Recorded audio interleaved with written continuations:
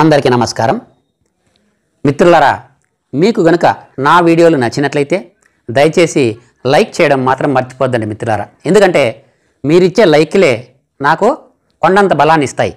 మీరు లైక్లు ఇవ్వడం వలన మరిన్ని మంచి వీడియోలు చేద్దాం పిల్లలకు అన్నటువంటి తపన నాలో కలుగుతుంది. మీకు నచ్చినట్లయితేనే లైక్ చేయండి. మీకు నచ్చలేదనుకోండి, మీరు లైక్ చేయనవసరం లేదు. తర్వాత మీ మిత్రులకు షేర్ చేయండి. ఇంతవరకు మా ఛానల్ను సబ్స్క్రైబ్ చేసుకున్నట్లయితే సబ్స్క్రైబ్ అనే చోట ఒక ఎర్ర సింబల్ ఉంటుంది. దాన్ని క్లిక్ చేసినట్లయితే ఒక గంట వస్తుంది. ఆ గంటను క్లిక్ చేసినట్లయితే ఆల్ ఆల్ అనే ఒక పదం వస్తుంది. దానిపైన క్లిక్ చేసినట్లయితే నేను పెట్టే ప్రతి వీడియో మీకు వెంటనే నోటిఫికేషన్ ద్వారా తెలిసిపోతుందన్నమాట. కాబట్టి మిత్రులారా, ఆ పని చేయండి. ఇప్పుడు భాషాంశాలు అంటే భాషకు సంబంధించినటువంటి చూద్దామా. చూడండి, భాషాంశాలు. గీత గీసిన పదాలకు అర్థాలు రాయండి. మనం ఇప్పుడు చెప్పుకున్నాం కదా, పాఠ్యాంశం సమయస్ఫూర్తి అనే పాఠ్యాంశం. ఈ పాఠ్యాంశంలో ఉన్నటువంటి పదాలే అర్థాలు రాయండి ఇచ్చారు. చూడండి, ఎలుక ఆహారం అన్వేషించడానికి బయలుదేరింది. ఇక్కడ అన్వేషించడానికి అనేదానికి కింద గీత గీశారు. గీత గీసిన పదాలకు అర్థాలు రాయమంటే ఇక్కడ గీత గీసిన దేనికి? అన్వేషించడానికి. అన్వేషించడము అంటే వెతకడం, కాబట్టి వెతకడానికి అని రాసుకోవాలి. వెతకడానికి. చూడండి, ఎలుక ఆహారం వెతకడానికి బయలుదేరింది అన్న, ఎలుక ఆహారం అన్వేషించడానికి బయలుదేరింది రెండు ఒకటే.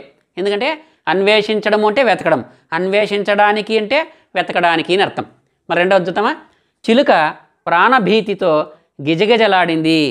ప్రాణభీతి అంటే ప్రాణం పోతుందేమో అన్నటువంటి భయంతో. ప్రాణభీతి అంటే ప్రాణం పోతుందేమో అన్నటువంటి భయంతో అని లెక్క. ప్రాణభీతితో అంటే ఏమి? ప్రాణం పోతుందేమోనన్న భయంతో. ప్రాణం అంటే జీవం.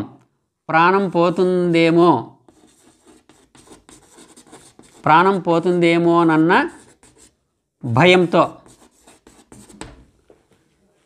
ప్రాణం పోతుందేమోనన్న భయంతో చిలుక గిజగిజలాడింది.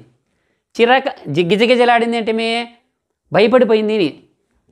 చిరకాల వైరం మంచిది కాదు. ఇక్కడ వైరం అని ఉంది.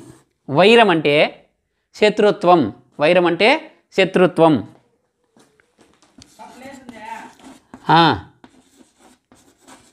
వైరం అంటే శత్రుత్వం. విరోధితత్వాన్నే శత్రుత్వం అంటాం. మంచివారితో మైత్రి గొప్ప జీవితానికి మంచి మార్గం చూపుతుంది. ఇక్కడ మైత్రి ఉంది. మంచివారితో మైత్రి చేయాల. ఎటువంటి వారితో మైత్రి చేయాల? మంచివారితో. ఇక్కడ మైత్రి అంటే స్నేహం. మంచివారితో స్నేహం చేస్తే గొప్ప జీవితానికి మంచి మార్గం చూపుతుంది, చెడ్డవాళ్ళతో కాదు. మైత్రి అంటే స్నేహం. అయిందా?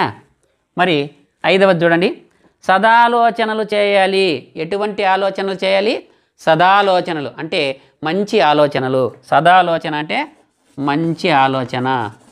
మంచి ఆలోచనలు చేయాలి. సదాలోచనలు అంటే మంచి ఆలోచనలు. మరొక అభ్యాసం చూద్దామా. భాషాంశాలలోనే ఇంకొక అభ్యాసం చూద్దాం. కింది పదాలకు వ్యతిరేక పదాలు రాయండి. వ్యతిరేక పదాలు అంటే తెలుసు కదా మీకు, పిల్లలకు కొంతమందికి తెలియదు అనమాట. వ్యతిరేకం అంటే ఏమిలే, నేను అవును అంటే మీరు కాదు అని అనుకోండి, మీరు నాకు వ్యతిరేకం.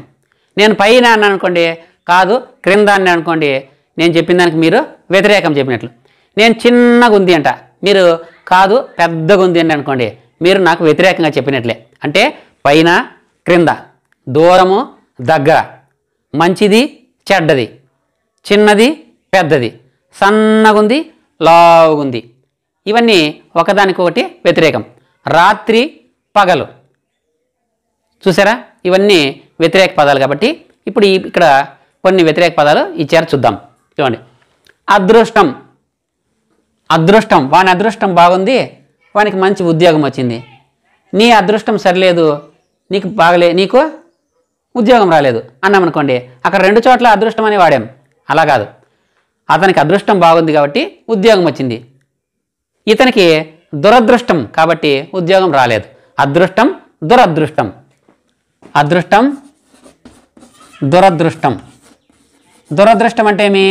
అదృష్టం లేకపోవడం.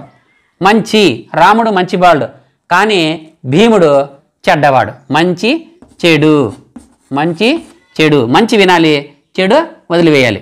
వెలుగు చీకటి, వెలుగు చీకటి.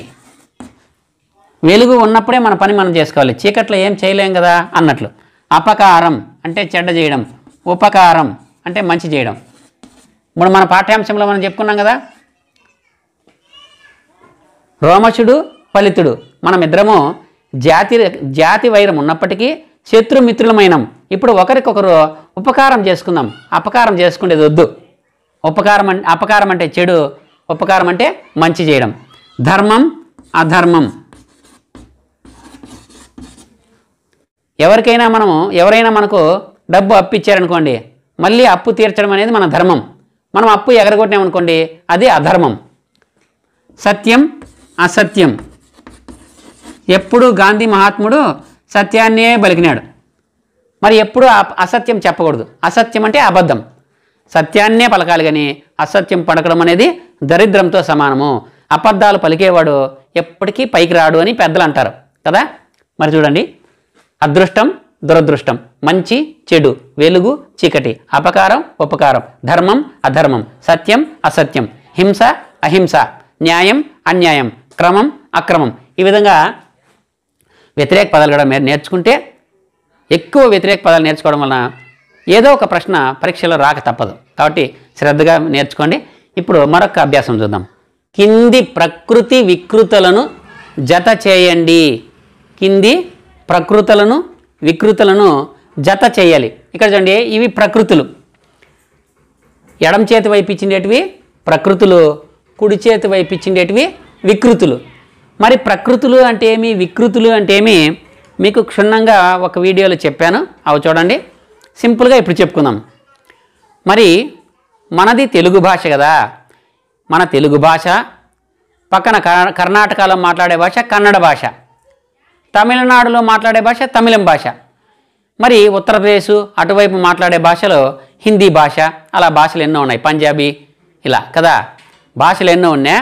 ఈ అన్ని భాషలకు కూడా తల్లి లాంటిది సంస్కృత భాష. సంస్కృతం అంటే తెలుసు కదా, సంస్కృత భాష.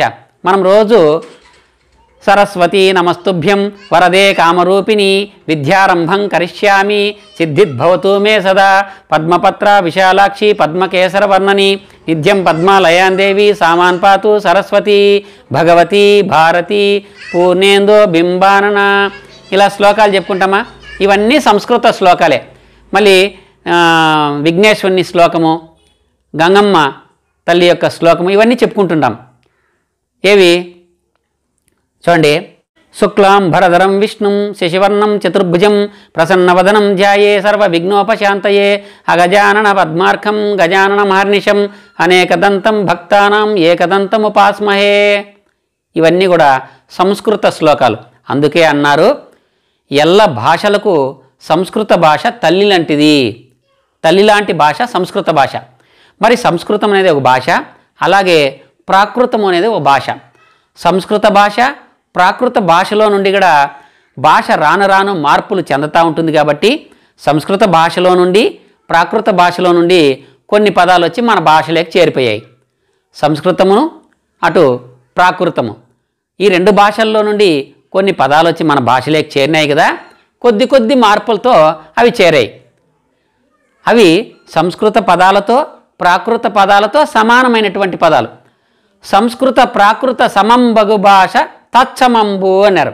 తత్సమములు అంటే ప్రకృతులు, తత్సమములు అంటే ప్రకృతులు. ఎందుకన్నారు, సంస్కృత భాషలో నుండి ప్రాకృత భాషలో నుండి కొన్ని పదాలు చిన్న చిన్న మార్పులతో మన తెలుగు భాషలోకి వచ్చి చేరాయి. వాటిని తత్సమములు అంటారు, వాటినే ప్రకృతులు అంటారు. మరి వికృతులు అంటే ఏమంటే, సంస్కృత ప్రాకృత భవంబగు భాష తద్భవంబు అన్నారు. అంటే సంస్కృత భాషలో నుండి ప్రాకృత భాషలో నుండి పుట్టినటువంటి పదాలు కొద్ది మార్పులతో వచ్చినాయే అవి ప్రకృతులు. అలా కాకుండా సంస్కృత ప్రాకృత భవంబగు భాష తద్భవంబు అన్నారు. అంటే ఇవి తద్భవాలు. తత్సమములను ప్రకృతులని, తద్భవాలను వికృతులు అంటారు. ఆ వికృతులు ఎలా ఏర్పడినాయంటే, ఈ ప్రకృతులు ఉన్నాయి కదా, అంటే సంస్కృత ప్రాకృత భాషలు ఉన్నాయి, పదాలు ఉన్నాయి కదా, సంస్కృత ప్రాకృత భాషలు వర్ణాగమం వలన కానీ, వర్ణాదేశం వలన కానీ, వర్ణ వ్యత్యయం వలన కానీ ఇలా అనేక మార్పులకు చెంది ఏర్పడినటువంటి పదాలు ఈ తద్భవాలు. వాటినే వికృతులు అంటారు కదా. ఇప్పుడు వీటి గురించి పూర్తి అవగాహన కావాలంటే ఒక వీడియో ప్రకృతులు వికృతుల గురించి చెప్పాము. ఆ వీడియో చూస్తే మీకు పూర్తిగా అవగాహన అవుతుంది.